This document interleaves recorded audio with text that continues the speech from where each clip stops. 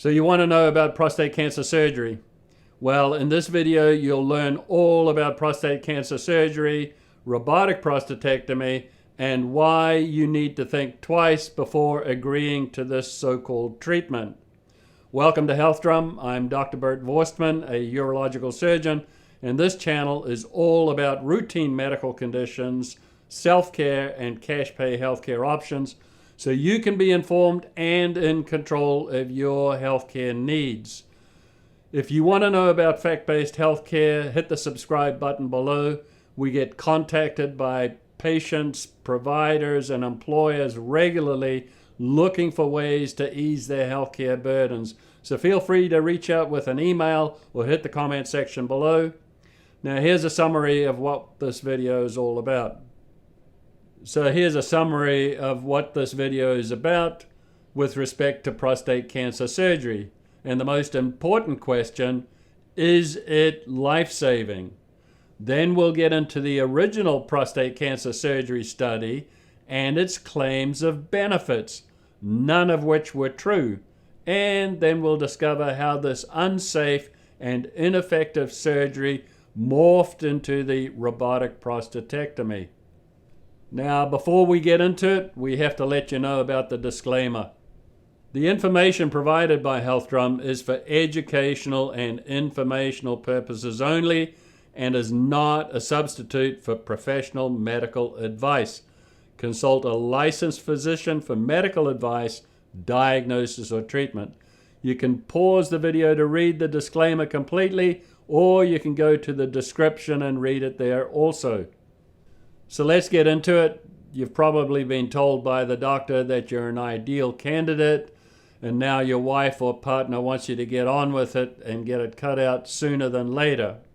And you've probably heard all the impressive claims about it being robotic, minimally invasive, routine, gold standard, standard of care, and so on and so on. Remember, healthcare is financially driven, and healthcare marketing is psychologically driven to bring you to the financially driven side. So let's look at a couple of papers now about prostate cancer surgery. So the links to these very revealing papers underscoring the lack of effectiveness of prostate cancer surgery are in the description below. Let's look at the first paper, Prostate Cancer Surgery versus Observation. This study compared the outcomes of those that had prostate cancer surgery to those who had observation or no treatment. The conclusion at 12 years was that prostate cancer surgery did not significantly reduce deaths from prostate cancer. In other words, there was no difference in outcome between those that had surgery for prostate cancer and those that did not have surgery. And now for the second paper. Physicians compared three groups: surgery, radiation, and no treatment. At 15 years, whether you had surgery, radiation, or no treatment, there was no difference in outcome. In other words, surgery was not a lifesaver. So for both of these papers, no treatment was as good as invasive surgery or radiation, except that with no treatment, you weren't saddled with any of the many lifelong and debilitating complications that are common after surgery or radiation. So the bottom line here, prostate cancer surgery is not curative. In other videos, I've explained that not all prostate cancers are equal and that most have a very sluggish growth rate and are commonly outlived. So let's take a look now and see how prostate cancer surgery actually came about. So H.H. Young, a surgeon at Johns Hopkins, published one of the first papers about radical prostate cancer surgery. His study was entitled The Early Diagnosis and Radical Cure of Carcinoma of the Prostate. So in the title of the paper, Young claimed early diagnosis and radical cure. And in the body of the report, he claimed that its technique underscored simplicity, effectiveness, and the remarkably satisfactory functional results furnished. However, the many claims in this paper were barefaced lies. There was no evidence for early diagnosis of prostate cancer. There was no evidence of radical cure of prostate cancer. There was no evidence of remarkably satisfactory functional results furnished, as of the 4 patients, 2 died and 2 were left with lifelong urinary incontinence after prolonged hospitalizations. Despite these shocking lies about the safety and effectiveness of prostate cancer surgery, many physicians failed to challenge Young's claims and simply continued on with more trial and error prostate cancer surgery. So clearly, open prostate cancer surgery is neither safe nor effective. But what happened in the 80s when robotics came along? Was anything different? Sadly, like the very shaky history behind open prostate cancer surgery, the robotic prostatectomy also had very dodgy beginnings. After a low-level clinical study in Mexico, the rules for experimental surgery here are less rigorous than in the US. The robotic device was FDA approved for gallbladder surgery, although the tool failed to offer any clear benefits for gallbladder surgery compared to the laparoscopic approach. Well, it wasn't long before the robotic makers realized that there was no market for robotic gallbladder surgery. So after scouring the healthcare arena looking for a treatment where the robotic device could find a home, the company discovered urologists looking for a new way to cut out the prostate and to bypass all the testing required to determine if the device was safe and effective for prostatectomy. The medical industrial complex got creative. They simply manipulated the FDA's fallacious 510(k) approval process in a manner to create an automatic FDA approval for use of the robotic device for prostate cancer surgery in 2001. In other words, the FDA simply rubber-stamped the approval of the robotic device for use in prostate cancer surgery without any testing to determine scientifically whether robotic prostatectomy was safe or effective.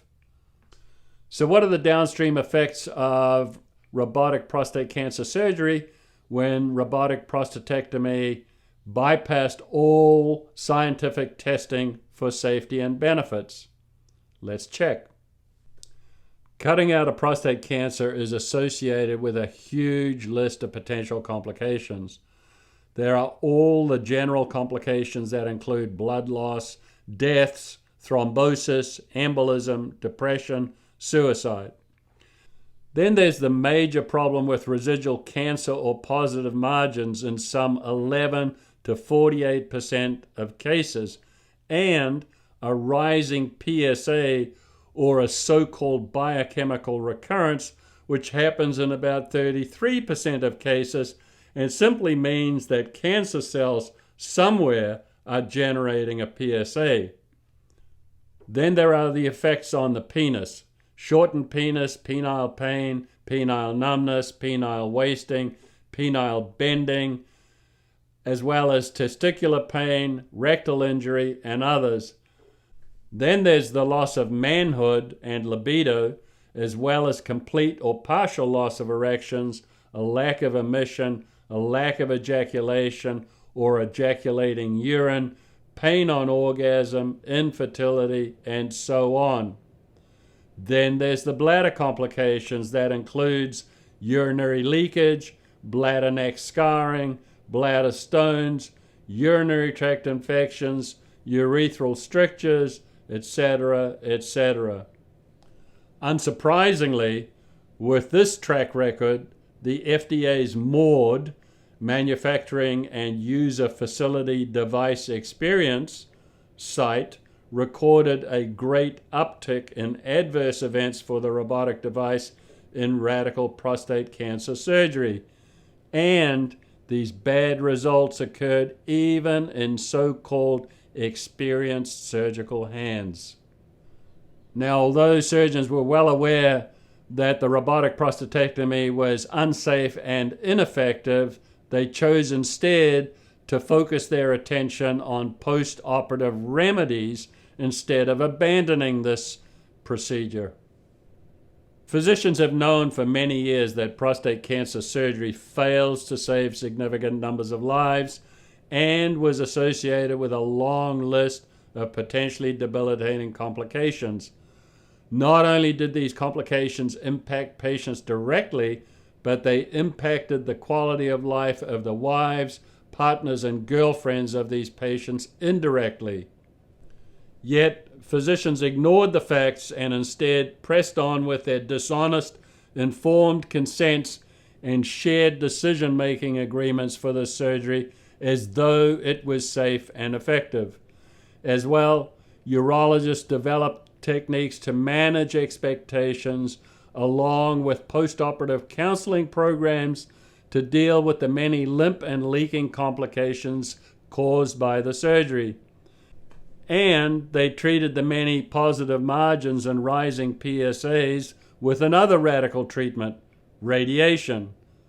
Then they developed a prosthetic industry to make devices that could be implanted to produce erections and other devices to control urinary leakage.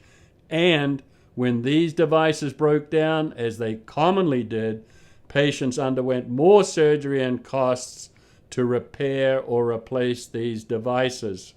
Because this treatment is unable to withstand the challenge, where is the irrefutable and reproducible data supporting prostate cancer surgery? Physicians and government oversight agencies are responsible for a public health disaster. In this video, you learned all about prostate cancer surgery and how it's unsafe and ineffective. To learn more about other medical conditions and fact-based healthcare, check out these other videos.